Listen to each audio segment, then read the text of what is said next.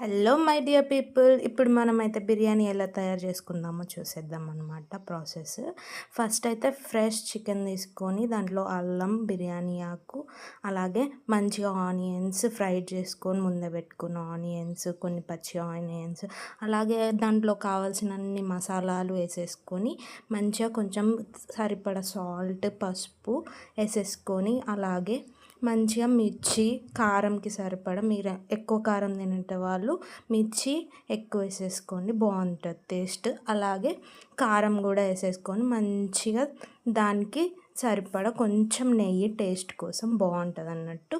అలాగే పెరుగు పెరుగు వేయడం వల్ల ఏంటంటే మనకి గ్రేవీ అనేది ఎక్కువ వస్తుంది. గ్రేవీ కావాలనుకున్న వాళ్ళు, అలాగే కారంని కొంచెం బీట్ చేయాలనుకున్న వాళ్ళు కొంచెం పెరుగు ఎక్కువ వేసుకొని మంచిగా మిక్స్ చేసేసుకుంటే అదంతా మ్యాగ్నేట్ చేసుకోవాలి. మనం పక్కన పెట్టుకొని హాఫ్ అన్ అవర్ పక్కన పెట్టుకున్నప్పుడు మనకి అది ఆ మసాలా అంతా ముక్కలకి బట్టి మంచిగా టేస్ట్ వస్తుంది అనమాట. తర్వాత అది పొయ్యి మీద పెట్టేసుకొని అది 80% కుక్ అయ్యేలాగా చూసుకోవాలి. మంచిగా చికెన్ అన్నీ కరెక్ట్ వేసామా లేదా కొంచెం చూసుకొని అది 80% ఉడికాక పక్కన పెట్టేసుకొని మనం నెక్స్ట్ రైస్కి ప్రిపేర్ చేసుకోవాలి. రైస్కి ఏంటంటే కావాల్సిన మసాలాలు, కొత్తిమీర, బిర్యానీ ఆకు, పచ్చిమిర్చి, ఆనియన్స్, కొన్ని ఫ్రైడ్ ఆనియన్స్, సాల్ట్ తగినంత, కొంచెం నెయ్యి యాడ్ చేసుకుంటే టేస్ట్ బాగా వస్తుంది.